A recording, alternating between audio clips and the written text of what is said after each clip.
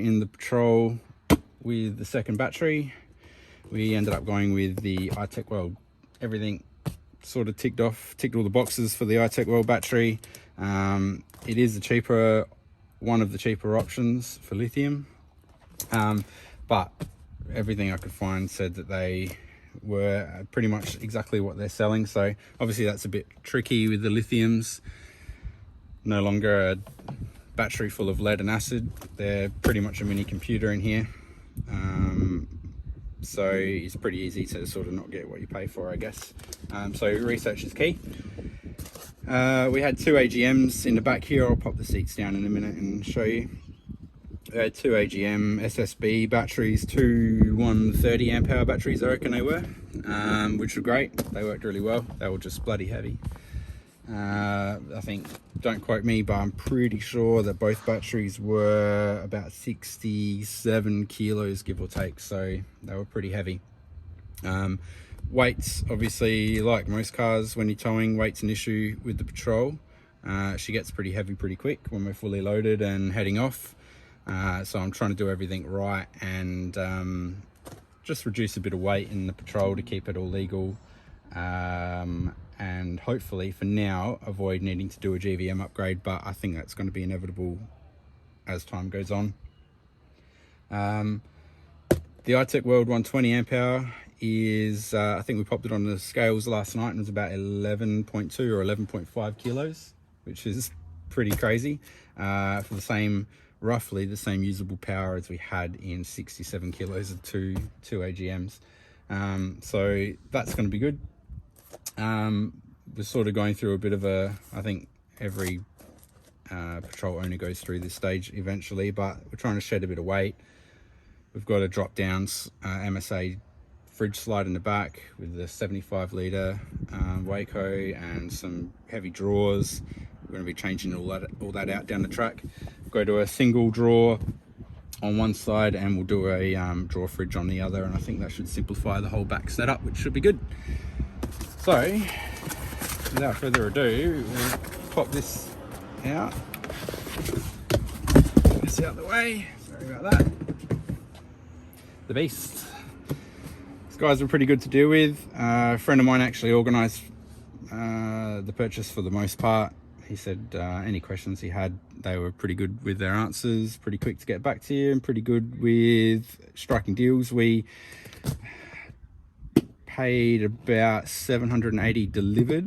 They had a 20% off sale, and then we bought a couple of these between myself and my mate, so we got free delivery, which is pretty nice of them. I think they do the sales every now and then. I think they're normally, again, don't quote me, but I reckon they're normally around about the 950 or 980 mark, give or take, which really is still pretty bloody cheap in comparison to what else is out there. In our van, we've got two Revolution Lithiums, which is the preferred Red Arc battery. Red Arc have actually bought their own lithium range out now, which may or may not be the Revolution batteries relabeled. I don't know, that's what they look like, but we really like our Revolutions in the caravan. They've been amazing. We've got 200 amp hours in there of lithium. We'll probably go another battery later down the track, but at the moment we don't need it, and it's been really good. So here we are in the Patrol, probably doing something that we should have done a little while ago, but we did manage to sell the two SSBs for a pretty good price, and we've swapped it over for the lithium. So what I'll do is we'll get ready to chuck it in. I'll pop the seats back, and we'll come back. Styles of packing have different ways to store everything in a Patrol, so it's really good. I've seen people keeping this seat down, folding that seat up, putting their fridge in the back just on that side, and there's a lot of nice options for setting up the Patrol. This is ours. It works for us. We've got two little ones, obviously. Got a double drawer system in the back with the MSA fridge slide and the 75 litre Waco. With the Patrol, it does have 7 seats normally.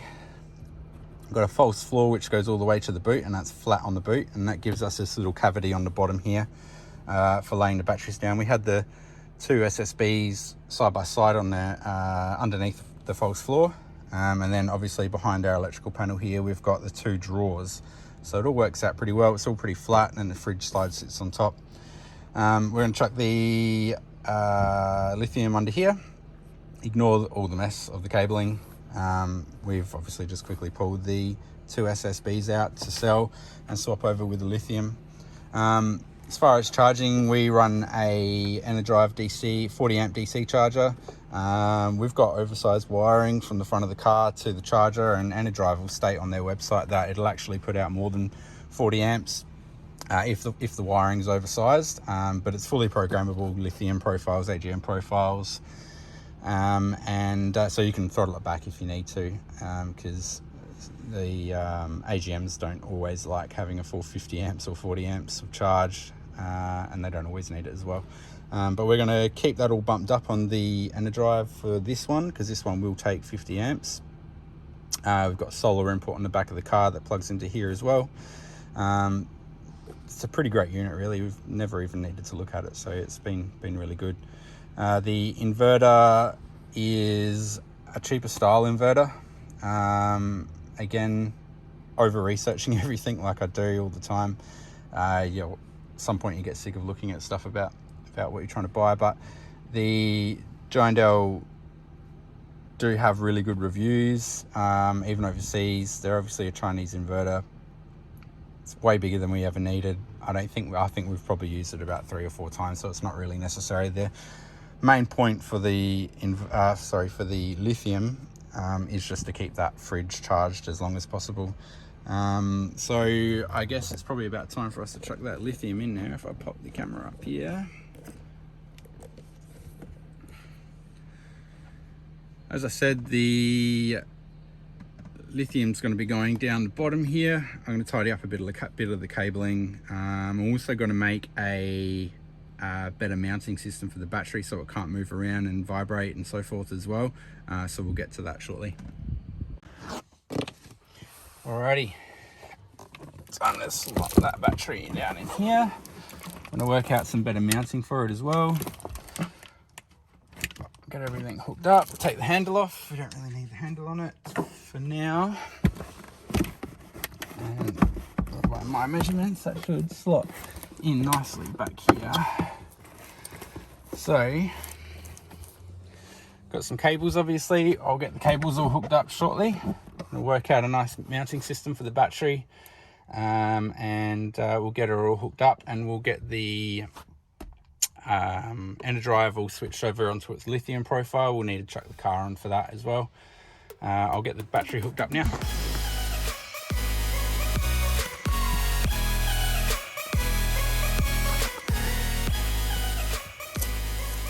So one thing I have noticed is, because we've got a fair few connections on this battery, even though our setup's quite simple, we've got the big inverter, which has obviously got massive cabling and massive lugs. We've got the DC charger input, we've got the fridge input, we've got a temp sensor. They're all adding up to be quite thick, and the bolt that they supply us is extremely short. So, I mean, even that's not going to be enough. So what I'll need to do is try and track down something a bit shorter than this, but a bit longer than this, and that should be sufficient for getting it all connected up. So I'll be back with some better bolts. Alrighty, found some better bolts, the good length. This one might still be a little bit too long, but we'll soon find out. I know that the positive one is going to be a good length. I can tell comparing that to the original bolt that came with it. So I'll get these in and we'll go from there. Alrighty, we'll get the negative terminal in.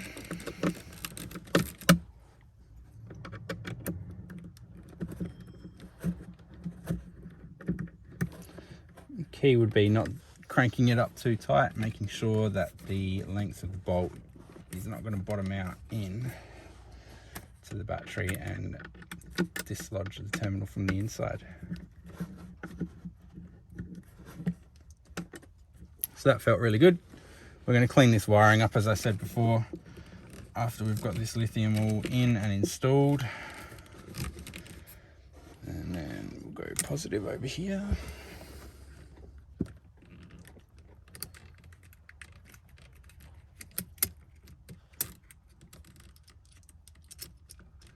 Temp sensor, inverter.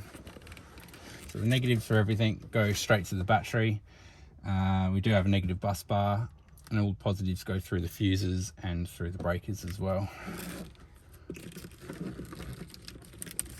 We're going to convolute everything down here as well. We're going to need a little bit more length and shift the battery over.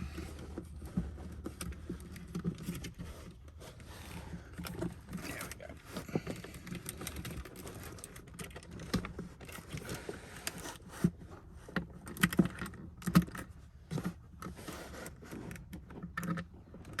So I'm probably right in your way. Let's get this started.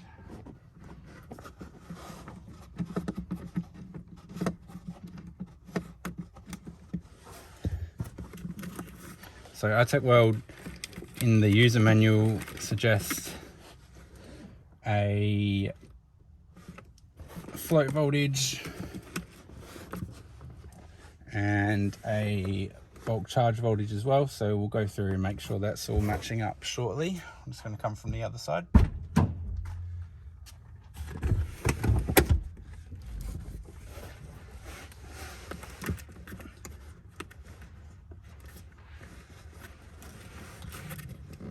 Get some new conduit for all this stuff and set it all up nicely. Bit of a spark.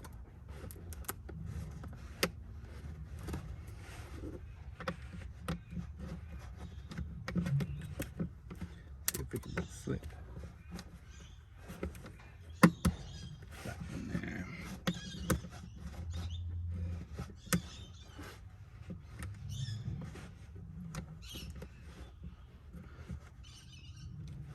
Alrighty, they're done up nice and tight. Negatives done up nice and tight. We'll get the voltmeter and check some voltage.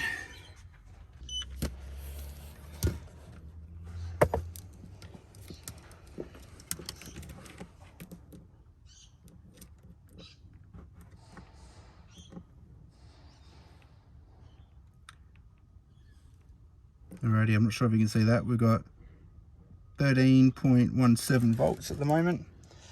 What I'll do is I'll start the car up and we'll switch the drive over to its lithium profile.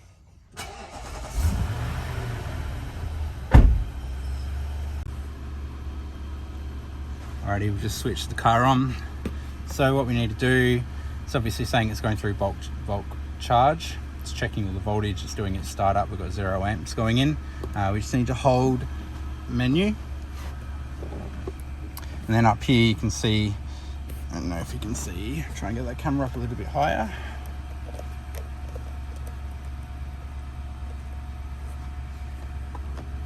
Got AGM flashing.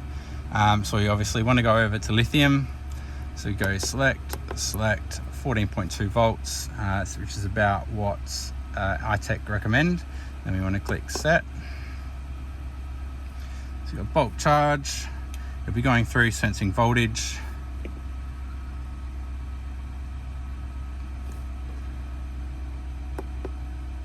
We can set the bulk charge voltage. So I think their maximum was 14.7. I did contact them and they just said leave it on the original set parameters. So we'll leave it on 14.2, set. Float voltage, can muck around with float voltage as well, 13.5, it should be fine. We can go back and change any of that later if we need to as well. This is our max charging amps.